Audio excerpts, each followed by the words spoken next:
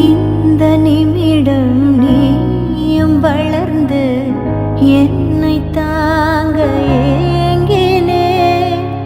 அடுத்த கணமே குழந்தையாக